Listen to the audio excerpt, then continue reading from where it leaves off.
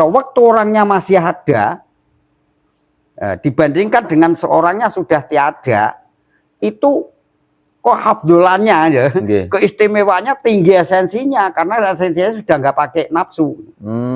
Bener-bener itu makhluk cahaya gitu loh. Sekarang kalau seandainya kita sholat, belajar ibadah saja, kalau nggak diiming-imingi swargo kan nggak gelem toh yo. Nggak semangat. Maka Retno Dumilah itu gambar swargo. Kono itu ceritanya bidadari 70 ya kan. Dan pengiming-iming semuanya itu adalah dangkane iblis. Ibadah diolok-olok swargo, gambar swargo. Waktu Sunan Bayat dibiat oleh Sunan Kalijogo beserta dengan Ki Ageng Dombo waktu itu. Bareng Dombo itu mengalami mati. Itu kan gembor-gembor. Wong dunyo saat temannya mati ki penak. Mati tuh enak. Kenapa kamu takut? Goblok, kamu dihapusi agama. Saya Dombo. Mati itu enak. Enggak ada mungkar nangkir, enggak ada apa. Mati itu enak kok. Enggak ada pertanyaan segala macam tuh enggak. Kamu goblok kalau kamu tuh takut mati. Mati enak, wong dunyo. Akhirnya geblek sama Sunan Bayat. Diam kamu. Kalau nanti gini, ku bocorkan rahasia kematian itu nanti. Masjid nggak ada isinya. Dunia akan punah. Nggak ada kelakuan baik. Karena apa? Nggak ada pengiming-iming.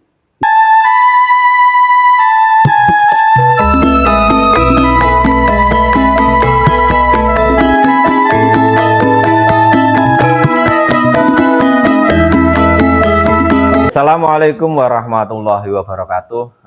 Selamat malam, selamat datang kembali pada channel Martabat 7 Syatoriah Ngerubukan. Masih bersama dengan Romo Kiai Haji Muhammad Nurwarji, masih dalam acara bedah buku Miftahul Jannah. Tapi seperti biasa, karena banyaknya pertanyaan dan sudah dirangkum sama tim, kita akan menjawab pertanyaan dari para pemirsa dahulu ke Bendo Puas.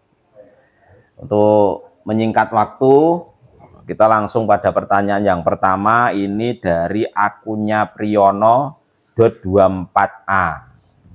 Derek nyuwun pirsa Mbah, nopo ingkang dimaksud badan sampurno? Niki Mbah, monggo Mbah. Tentang badan sampurno. Ya, maka dikatakan badan sampurna. Yang namanya sampurna itu pada umumnya kasampurnan. Jadi bagikan orang itu segala sesuatu yang sudah sempurna itu ya nggak ada bekas, disempurnakan. Badan sampurna itu nggak beda dengan kata-kata badan sukma atau badan sukmana. Lah, badan alus dengan badan sukma itu beda lagi. Kalau badan alus itu masih berdiri pada diri, dalam arti badan halus bisa dikatakan dia sangat memahami dan mengenal tentang ruh ilafinya, tapi nak badan sampurna atau sinderani badan sukma itu artinya hilang. Nah, sempurna ya hilang. Dari badan sempurna itu ya udah, yang sempurna itu udah kembali. Kalau orang mati sempurna, badan sempurna ya badan dohir sudah tidak ada, badan yang batin sudah tidak ada. Kembali kepada dia Allah. Kembali kepada Allah tanpa meninggalkan bekas. Itu yang namanya badan sampurna. Terus kalau yang dinamakan bekas, kan bekas itu bisa bentuk noda, bentuk apa, itu dalam bentuk apa? Maksudnya penjelasannya seperti apa? Nah, kadang-kadang orang itu kan terbelenggu. Yang namanya orang itu punya ilusi.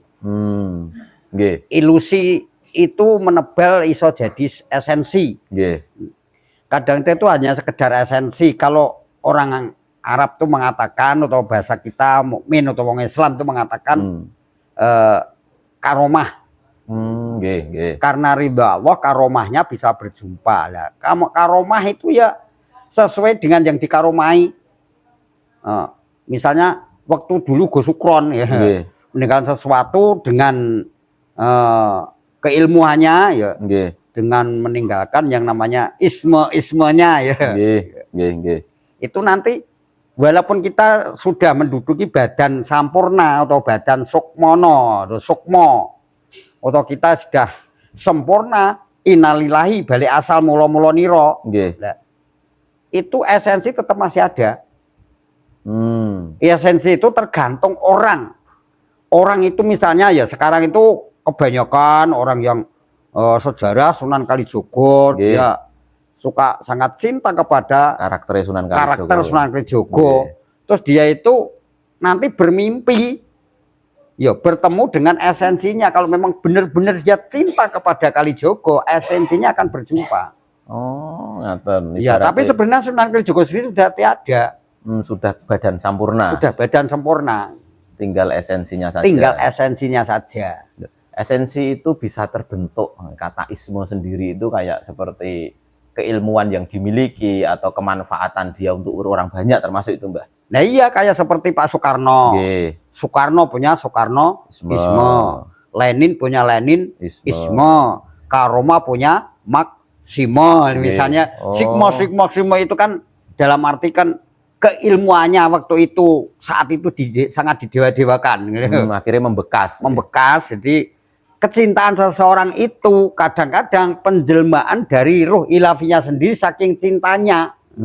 Akhirnya ilusi itu membentuk esensinya Sunan Kalijogo misalnya. Karena yang dicintai Sunan Kalijogo tadi. Yang dicintai Sunan Kalijogo. Ada Panwasitah dan Panwasilah. Kalau Panwasilah itu prasarana. Wasilah itu pelantara. Yang menyampaikan dari guru-guru yang lalu. Itu kalau Panwasilah dia mendapatkan sosok esensinya seorang guru yang dicintai yang meneruskan dalam perjuangannya ilmu-keilmuan yang dicintai. Itu Panwasilah. Nah, kalau Panwasitah itu wasitah itu diri sendiri, guru sendiri, roh ilafi kita sendiri, guru sejatinya. Nah, itu guru rohaninya. Karena kecintaan kepada Sunan Kalijogo kadang-kadang itu adalah guru jatinya sendiri menjelma wujud dengan wajah Sunan Kalijogo. Karena apa? Kecintaan dia situ. Ilmu yang ditimba, ilmu yang diamalkan seseorang yang dicintai itu nanti akan muncul kepada wajahnya. Walaupun itu hanya esensinya ya. Karena kadang-kadang sewaktu orangnya masih ada, dibandingkan dengan seorangnya sudah tiada, itu kehabdulannya ya, keistimewaannya tinggi esensinya, karena esensinya sudah nggak pakai nafsu. Bener-bener itu makhluk cahaya gitu loh. Berarti ya apa ilusi sendiri itu bagian dari dunia cahaya. Ya dunia cahaya, dunia bayangan. Kadang-kadang kita mengatakan cahaya sendiri dianggap cahaya itu sinar gitu kan. Padahal ilusi itu adalah bayang-bayang atau bayangan.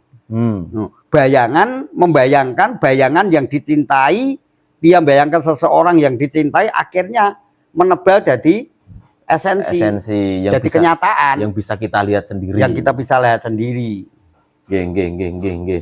Maka kadang-kadang orang itu, saya cinta dengan Sunan Kalijogo, saya dijumpai Sunan Kalijogo. Sebenarnya orang-orang sudah sempurna, badan sempurna itu sudah tidak bisa temui bola air, menjumpai siapapun nggak akan.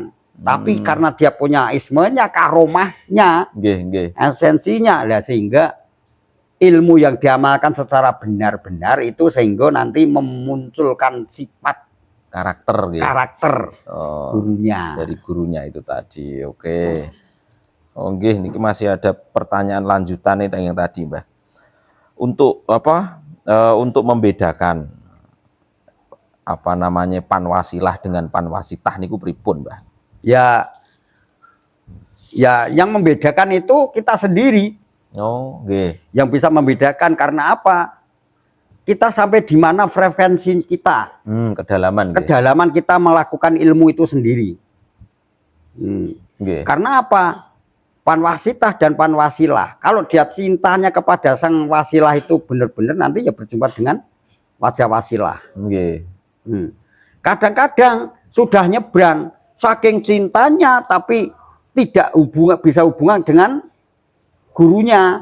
Karena dia belum mengamalkan, walaupun dia tuh cinta tapi belum bisa mengamalkan ilmunya. Itu bayangannya sendiri yang muncul kan bayangan gurunya. Seandainya kita membayangkan seorang pedukunan ya ilmu sihir itu misalnya, itu saking dia cinta kepada orang yang sihirnya hebat, itu nanti dia belum mengamalkan, belum apa-apa, belum ada hubungan, tapi kadang muncul sosok seorang penyihir itu di dalam mimpi, di dalam kenyataan, di bawah sadar ilusinya.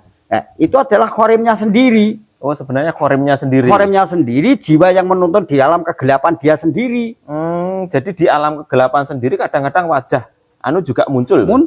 Oh, iya, kandang kecintanya kemana? Nah, maka kalau kita larinya kepada agama, ilmu yang baik, ilmu yang positif, nanti ya dikatakanlah malaikatnya sendiri gitu loh. Oh, yang muncul. Nah, rajanya malaikat ya sang roh hilafi itu tuh ya. Nah, itu nanti ya muncul seperti itu. Berarti ketika nanti itu yang kita cintai itu yang arahnya ke positif. Nah, misalnya kita cinta kepada Kanjeng Sunan Kalijogo tapi arahnya ke positif. Itu larinya ke malaikat yang muncul. Nah, iya, ke malaikat. Penjelmaan malaikatnya. Terus kemudian kalau misalnya kita cinta kepada Kalijogo diarahkan ke negatif, Mbah. Apakah juga muncul wajah Kanjeng Sunan Kalijogo juga, Mbah? Ya, wajah Sunan Kalijogo tapi arahnya negatif. Ya, yang positif ya, yang positif. Yang negatif. Orang yang cinta Kalijogo mesti akan tahu sejarahnya, terus karakternya seperti ini, seni pakaiannya seperti ini, gayanya seperti ini, kejawennya seperti ini. Mungkin muncul ya seperti itu, apalagi sekarang ada gambar. Karena wali Allah itu tidak bisa dipalsu. Lalu aku ngimpi Sunan Kalijogo lah wis ketemu aslinya apa urung ya ngono. Ketemu aslinya apa urung, mongko manut gambar bayangan saja. Jadi ketika sudah masuk ranah situ hati-hati sekali. Hati-hati sekali karena apa? Setan itu di mana saja selalu berisui.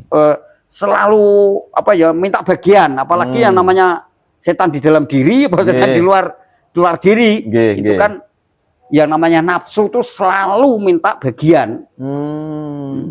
Tapi apakah kadang-kadang khorim itu juga bisa bisa berbentuk seperti Kanjeng Sunan Kalijogo, Mbak? Ya bisa. Gusti Allah saja bisa, iblis saja bisa menjelma Gusti Allah kok. Oh, ngaten gitu nggih. Ya, seperti cerita dongeng, ya cerita konon. Syekh Abdul Qadir Jalani sendiri kan, Syekh Abdul Qadir, karena kamu sudah berjumpa dengan saya, dan sekarang kamu apa yang tadinya ku haramkan sekarang ku halalkan. Syekh Abdul Qadir berkata, setan. Kalau Allah bicara itu sekali bicara haram-haram, halal-halal. Oh, tidak mungkin berubah-ubah. Tidak mungkin berubah-ubah. Berarti kok tadinya yang diharamkan sekarang dihalalkan.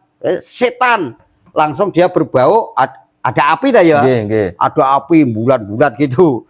Gejolak lah. Di situ ada bau tulang atau kulit yang terbakar. Oh, terus apabila ngeten Mbah, misalnya kan zaman sekarang itu banyak sekali sing dirurut ke meleh. Jadi bahasanya apa nih namanya? Ya, sudah ringan diringankan lagi. Jadi mau sing setengah haram jadi halal ngoten niku. Lah itu ketika nanti dia punya esensi, itu munculnya kadang bisa seperti itu, Mbah. Nah, kadang-kadang kita ini tujuan baik saja, kadang-kadang yang namanya khorim kita sendiri kita jangan menjadikan tumbal setan-setan luar lah ya. Yang namanya khorim di dalam diri kita itu sendiri, tujuan kita baik, kadang menghantui. Dia agak berlaku baik, seolah-olah baik. Ya, karena apa? Itu ada orang minta tolong. Gimana? Kan dia nggak punya beneran, gimana dia tuh naik keset kok, rambut gawe, biarin saja. Saya kerja tiap hari nggak istirahat kok, orang yang enak-enak minta bantuan, misalnya ya. Oh, jadi munculnya seperti itu kan? Munculnya seperti itu, kadang-kadang seperti itu. Oh, jadi kayak apa yang muncul pada esensi kita itu nanti tergantung tingkat keimanan juga. Tingkat keimanan, lah maka tentang petunjuk atau kotir dari hati itu ada 4 kan. Antara kotir ilahi itu mungkin ya pilih-pilih orang. Kotir maliki juga milih-milih orang. Yang kebanyakan nafsi dan syaiton. Secara umum. Karena kotir ilahi mungkin saja diberikan kita ini nggak mampu. Seandainya kita dapat petunjuk suruh nyembelih anakmu, bukankah masuk penjara kamu? Wah, nggih pasti. Nah, pasti kan? Waktu Nabi Ibrahim penyembelih anaknya. Karena yang namanya ujian pasti ada baiknya. Pasti baik. Itu namanya ujian. Karena yang namanya ujian, ya Nabi Ibrahim sendiri diuji karena dia sempat berkata dulu. Ada masyarakat kalau Nabi Ibrahim itu kalau korban kan banyak toh. Banyak sendiri. Banyak hitungan sapi, kerbau atau itu kambing, nanti banyak. Ya Nabi Ibrahim, apakah kamu nggak gimana ya? Kamu mengeluarkan korban kok banyak itu? Nggak iman. Jangankah ini hanya kerbau dan sapi? Seandainya saya punya anak suruh korbankan, saya korbankan. Akhirnya ditagih oleh Allah. Gusti Allah, diuji. Apa bener-bener coba dek nih? Cintamu karo aku tenanan Cintamu karo aku beneran atau tidak? Nah, gitu kan. Terus niki bahas tentang korin, Mbah. Apakah ada ciri-ciri tertentu? Apakah ini korin atau ini jelmaan jin atau ini jelmaan malaikat? Itu kalau yang ciri-cirinya seperti apa? Caranya beda pengen ngoten, Mbah. Tanda-tandanya gini saja. Yang mengarah kepada kejujuran itu terang malaikat. Yang mengarah yang tidak kejujuran itu adalah setan atau korin. Mungkin saja walaupun itu lewat ya seolah-olah benar dalam hukum sih, tapi kadang-kadang kan menguntungkan kan. Gimana yang sifatnya menguntungkan lah. Karena apa? Kotir yang namanya nafsi itu nafsu. Gila, berani melarat tapi gila hormat. Salah satunya itu. Salah satu itu paling itu ya bagi pandangan masyarakat sudah baik sih, ya kan? Walaupun dalam pandangan Gusti Allah kosong, tapi pandangan masyarakat secara umum sudah baik. Sudah baik. Dilihat sudah baik. Terus Mak teringat cerita wayang tentang Sang Hyang Nur Cahyo yang ketemu dengan Azazil yang mengaku Allah waktu itu, yang diberi yang pusaka, termasuk cupu Mane Astagino, terus kemudian ada Loto Oyot Loto Mausadi. Kemudian ada sesupir Nodumilah waktu niku.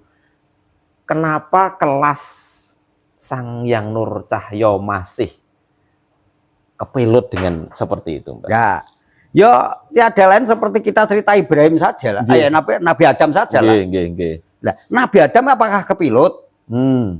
Karena jatah ilahi seperti itu. Seandainya Sang Hyang Nur Cahyo itu tidak mau menerima yang namanya Oyot Loto Mausadi, Retno Dumilah, terus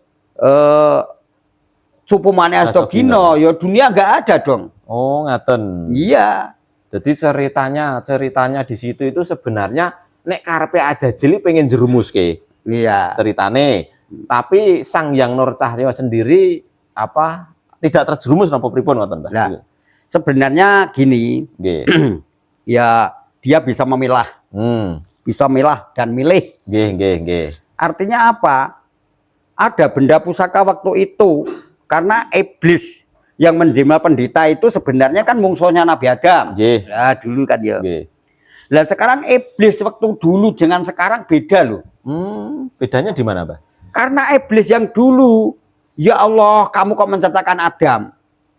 Adam itu kan suka kerusakan di bumi. Iya kan? Ya Allah, apa nggak malu ya Allah? Karena Adam suka kerusakan, suka kerusuhan. Kalau sampean menciptakan aman jenengan apa enggak rendah?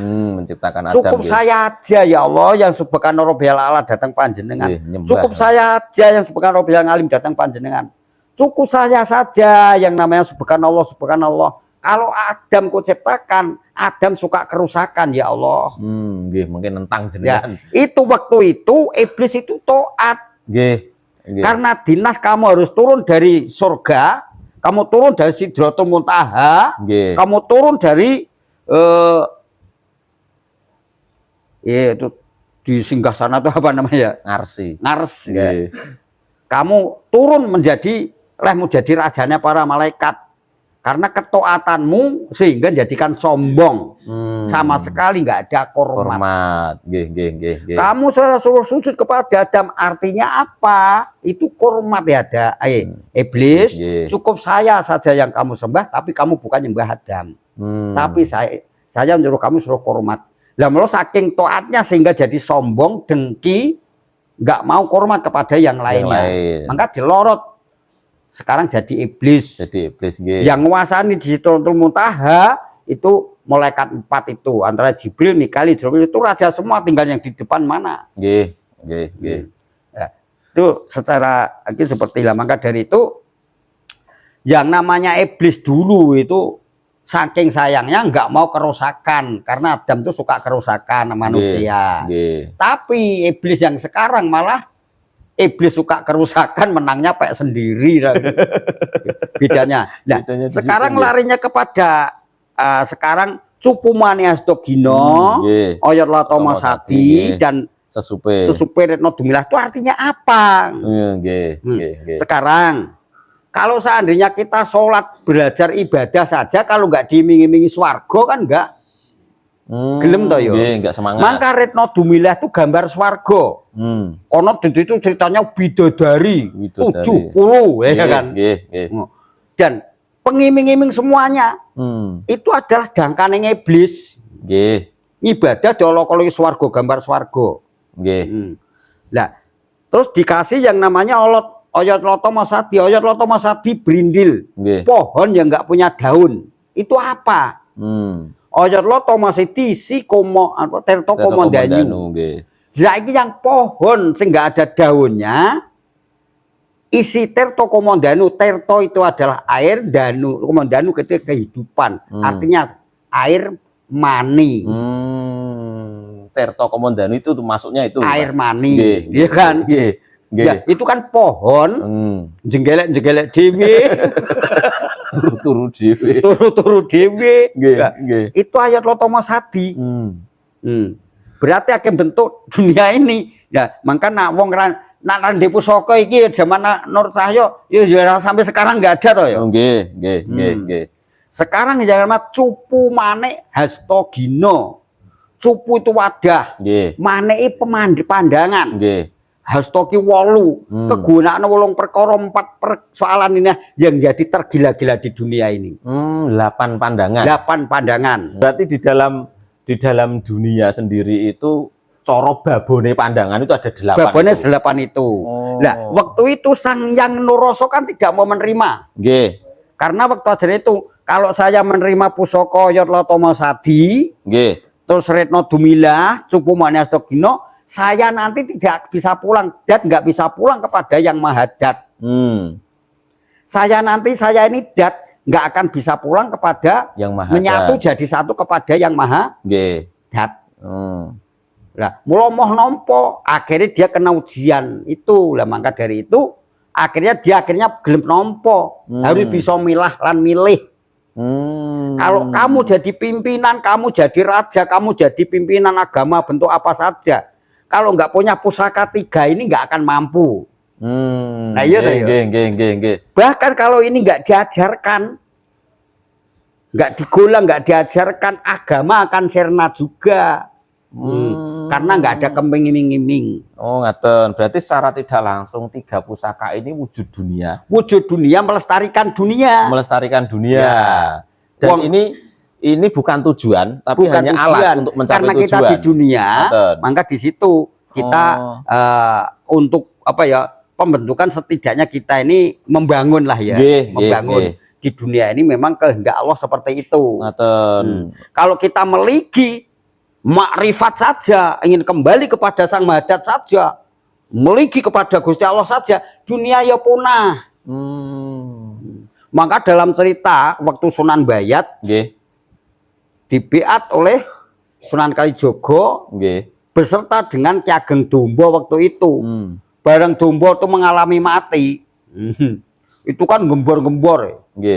Wong donya saat temannya mati ki penak. Mati itu enak. Kenapa kamu takut? Goblok, kamu dihapusi agama. Saya Dombo. Mati itu enak. Enggak ada Mungkin nangkir nggak ada apa, wong mati itu enak kok. Nggak ada pertanyaan segala macam tuh enggak. Nggih. Kamu goblok kalau kamu tuh takut mati. Mati enak, wong dunyo. Akhirnya geblek sama Kanjeng Sunan Kalijogo. bukan Syekh Bayat. Sunan Bayat. Nggih. Diam kamu. Nggih. Kalau nanti gini, ku bocorkan rahasia kematian itu nanti. Masjid nggak ada isinya. Dunia akan punah. Nggak ada kelakuan baik karena apa? Nggak ada pengiming-iming, nggak ada penakut-nakut dan rangsangan. Nggak, maka agar geblek. Tahu benar atau tidak? Bekas talanya juga masih ada, hampir 1 senti itu. Itu dongeng dan cerita ya. Dongeng dan cerita lah. Maka waktu Sang Hyang Nur Cahyo itu menerima itu karena bisa menerima. Karena apa? Sekarang yang namanya raja atau wali atau nabi harus berpegang 3 pusaka ini sebagai alat. Ya, Reno Dumilah, kamu ngajari anak kan ya iming-imingi kan? Ditakut-takuti, dimingi-mingi, nanti di surga, di bodoh bidodari 70, tapi nak wong wedok kata diiming. Bu, sing ibadah sing apik nanti nang kono kowe entuk dewa. Bukan nggak ada ya? Nggak ada. Kok sing diimingi wong lanang tok. Sebenarnya ibu-ibu gugat loh, nggak adil nih. Terus bidodari sendiri itu sebenarnya apa toh, Mbah? Nah, kalau kita bercerita bidadari itu sebenarnya sesuatu kalau digambar cerita waktu itu di buku-buku itu bidadari bentuknya cantik dalam bentuk perempuan itu sebenarnya seperti apa? Lah maka kalau gendruwo wanita itu namanya kan peri. Kalau dewa Betara Jawata itu kalau yang laki itu namanya dewa, bangsa Jawata. Itu kalau yang perempuan namanya Betari, Bidodari. Tapi kalau anak raja itu adalah putri. Ya, ada namanya. Jadi yang namanya bidadari memang ada kayak bidadari itu apa? Dewa itu apa? Dewa itu juga anak Adam yang persimpangan mulai zaman Nabi Sis punya anak Sang Hyang Nuroso, Sang Hyang Nur Cahyo itu terjadi dari Anwar. Terus akhirnya yang namanya Anwas dan Anwar. Terus secara tadi bicara tentang iblis lagi, Mbah. Berarti secara tidak langsung iblis itu tidak makrifat kepada Allah atau sebab iblis tidak mampu memandang Nur Muhammad yang ada pada diri Nabi Adam atau seperti apa, Mbak? Oh, keliru. Sebab iblis itu setiap godo orang satu berjumpa dengan Allah satu, izin. Sakit gitu, Mbak? Wah, iblis ki makrifat Gusti Allah ora marifat. Iblis itu mau goda manusia pasti berjumpa dengan Allah izin. Mengko orang makrifat iso jadi iblis juga loh. Ngono. Lah, saya ceritakan zaman Wali Songo dan Siti Jenar kan. Siti Jenar itu bukan hanya makrifat. Iki jeruk. Wali Songo ngerti kabeh jeruk. Makrifat kan ngawerui, melihat, tahu itu jeruk, tapi tidak makan, tidak menyatu. Diceritakan asem yo gak ngerti asemnya piye, legi-legine piye, akhirnya dia tahu ya asem ya asemnya jeruk. Iya kan? Manis ya manisnya jeruk dibandingkan yang lainnya ya enggak. Kalau kamu ingin merasakan ya menyatulah. Oh, berarti ibaratnya jeruk itu tidak meresap di dalam tidak menyatu. Tapi iblis sendiri itu dengan Sang Nur Muhammad itu ada perbedaan enggak? Ya kalau kita tidak jeli ya nggak beda. Kalau nggak jeli nggak beda. Nggak jeli ya nggak beda. Ngomong Adam itu dicoba ya kena pencut kok. Tapi ketika gini, Mbah, karena jenengan nate menjelaskan itu akadiyah wahdah, di situ diciptakan Nur Muhammad. Terus di situ adalah pusat segalanya nanti. Lah iblis itu apakah juga saking Nur Muhammad yang di alam wahdah itu atau di bawahnya, Mbah? Ya sebenarnya yo mengikuti semua sih. Karena apa? Di dunia itu diciptakan berpasang-pasang. Ya.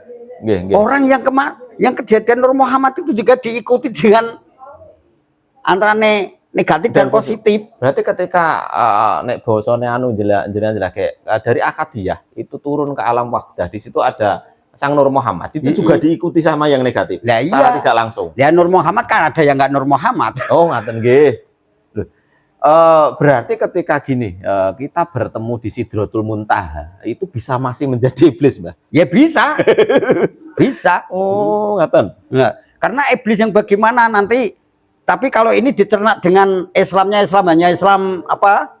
Islam secara umum. Secara umum yang namanya objek, ya salah paham. Oh gitu, Islam letterlik, ya salah paham. Tapi kalau yang menerima sudah punya tataran tinggi, setidaknya bisa mengetahui Islam simbolis itu bagaimana itu. Kadang sedangkan malaikat sendiri pandangan orang itu buader dunia kebak. Padahal malaikat itu apa sebenarnya? Yang dibabar ngebai jagat. Ya ringkas mancing wong sawiji antara makrokosmos dan mikrokosmos. Di dalam mikrokosmos inilah sang malaikat sebenarnya. Jadi seperti lurah lah ya. Lurah itu jana banyak apa satu sih? Satu kalau lurah. Satu kan? Indonesia itu lurah hanya satu. Tapi yang ketempelan lurah itu banyak. Bukan berarti lurahnya banyak. Bukan lurahnya banyak. Yang ketempelan saja banyak. Yang ketempelan itu yang banyak. Sekecamatan tuh 18 kelurahan ya. Itu lurah tuh hanya satu. Sing ketempelan lurah tuh 18 orang. Ada yang namanya lurah men, lurah man, lurah non, dan sebagainya itu kan. Berarti itu yang ketempelan. Secara tidak langsung disitulah sifat Maha Allah ini digambarkan saja. Iya. Lurah itu bisa meliputi. Bisa meliputi. Oh, lurah itu hanya satu, tapi terkelompok-kelompok, duduk dan posisinya juga sama. Tapi wahyu lurah itu hanya satu. Nak nempel sing A, kae nak apa duwe karakter sing lurah tenanan kok ya padha karo si B. Padha sipate. Lah dene beda-beda kayak korupsi kayak ora, itu ora sing ketempelan sing ora. Oh, nggih. Anu sebutannya neng lurah neng ketempelan wahyu lurah ngono. Gak iso duduki posisi lurah ngono lho. Oh, nggih. Jadi digambarkan seperti karakternya zaman waktu itu. Dewata Cengkar itu buta gede. Prabu Dewata Cengkar. Makan wong sing lemu-lemu gede itu hanya simbolis. Sebenarnya Dewata Cengkar itu yang ganteng. Yo biasa ora kok siunge modot mangan wong iki jane ya ora. Tapi sing dipilih wong sing lemu-lemu, cara Pak Lurah ki ora nggenjlengi wong izin gede-gede wong sing sugih-sugih pulpene rada mblobor kan. Oh, jadi, seperti itu nggih. Nah, maka koruptor itu ya Dewata Cengkar, kolu karo daginge rakyate ngono gampange. Berarti gambaran Dewata Cengkar sing bentuk buta itu sebenarnya simbolis lah. Itu simbolis saja. Aslinya wongi ganteng. Sebenarnya ganteng gitu loh. Berarti sing korupsi barang juga ganteng-ganteng. Sing korupsi luwih ganteng ngono lho. Nek secara simbolis enek siunge. Kuwi ening siunge. Nggih. Sing iso nonton bagi orang yang sudah paham. Nah, yang paham. Kaya to. Oke. Terus ini ada lagi Mbah terusannya, iblis itu kan lambang sifat jelek Mbah, manusia yang jelek. Kenapa tidak bisa makrifat kepada Allah padahal sama-sama jelek Mbah? Manusia jelek kenapa tidak bisa makrifat kepada Allah padahal sama-sama jelek? Niki wong perbuatannya elek, gak iso makrifat kepada Allah, kenapa iblis bisa? Sebenarnya ya paham lah, bahkan Allah ki mau kuwasa. Nggih. Lah terus dia Allah sing kuwasa wajib disembah, sing matikan dan hidupkan aku ya Gusti Allah. Walaupun wong jelek ya paham toh. Paham nggih, Mbah. Paham. Tapi dia tidak mau mencari terangnya yang sebenarnya sih. Gak gelem ngrasake. Gak gelem ngrasake. Oh. Orang yang miskin itu tahu Mas 24 karat itu paling bagus. Oh, nggih. Iya kan? Nggih. Tapi dia gak usaha. Gak usaha mencari uang untuk menggayuh membeli emas 24 karat, tapi dia paham sangat makrifat lah tentang emas 24 karat. Tapi kan sing dirasake nalika duwe tenanan karo bayangan nggih benten ya, Pak. Beda. Berarti orang yang makrifat dengan cerita jenengan wau, orang yang sudah bermakrifat, terus orang sing wis ngrasake jeruk tenanan sing dirasake beda itu, Mbak. Ya beda. Makrifat. Maka salah satu antara iblis dengan Adam waktu dibiat Gusti Allah, Waktu itu berbincang-bincang ya seolah-olah ngoten. antaranya Allah dengan iblis dengan Adam itu didengarkan dengan iblis menyampaikan nama-nama seluruh dunia, apa-apa yang disampaikan nama-nama ya biji-biji sekian. Terus akhirnya Gusti Allah membabarkan tentang kodrat kepada manusia. Kodratnya Gusti Allah ngene Adam kodratnya ngene. Tapi begitu sampai kepada takdir, iblis guyu, wahahaha. Akhirnya apa? Dia tidak bisa mendengarkan tentang takdir. Oh, nak ngono aku wis diajari wis ngerti ngoten ya. Maka biasanya ilmu iblis itu ya tentang takdir dia ngerti. Wah, kok matiku sok dino iki ngerti, mbah dukun iki ngerti. Oh, gitu. Tapi kan dudu matine kepada pada Allah. Takdir, tapi dia hanya tahu kodratnya saja. Oh, yang aku umurku semene, matiku semene. Kadang orangnya mujur ngalor kan belum tentu orangnya sudah mati. Ngoten nggih. Berarti rohnya masih gentayangan. Yang dia pahami itu hanya sebatas kodrat. Tapi pemahamannya dia takdir. Takdir. Jadi iblis itu tidak tahu takdir, tapi dia hanya tahu kodrat. Tahu kodrat nggih. Ya, kodratnya saja. Apa nggih, Mbah? Apakah orang yang sudah makrifat itu belum jaminan untuk selamat, Mbah? Ah, enggak. Oh, enggak jaminan, Mbah? Enggak. Oh, belum. Berarti harus makan betul-betul itu, Mbah. Nah, iya. Rasake tenan. Maka kadang-kadang orang-orang itu kalau sudah makrifat kepada Gusti Allah, itu kadang-kadang dia zindik malah. Karena merasa tahu. Merasa tahu, zindik dia. Itu gambaran iblis ya. Nah, zintik itu. Ya, zintik itu ya iblis juga mengembangkan pada agama loh. Ini larinya kepada agama kalau yang tidak agama loh. Orang ahli agama kenal dengan Gusti Allah. Kepada orang yang nggak paham agama, kenal Gusti Allah.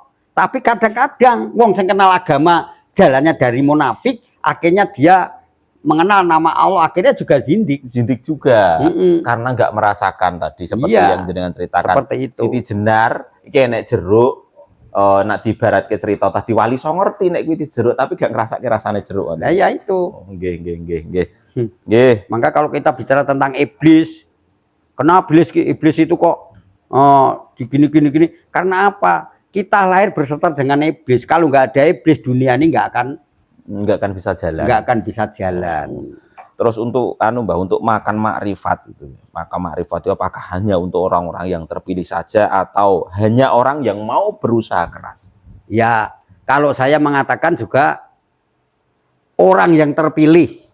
Orang-orang itu mendekat kepada orang yang terpilih. Oh, berarti ada kerja keras di situ. Ada kerja keras, tapi butuh ridho. Maka namanya kodrat.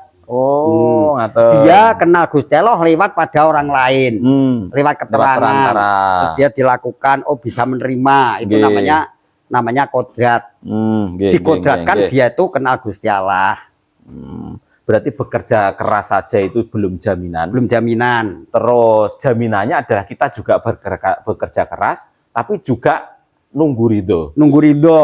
Maka dari itu makrifat itu tentang orang yang terpilih, tapi orang-orang yang tidak terpilih dia mendekat kepada orang yang terpilih. Oh, nanti untuk ridho Gusti Allah jadi orang yang terpilih yang juga. terpilih. Itu wajib hukumnya. Dan maka orang yang kenal wali itu ya wali sendiri. Nggih. Karena saya kenal wali ya mesti karakternya padha wali. Nah iya.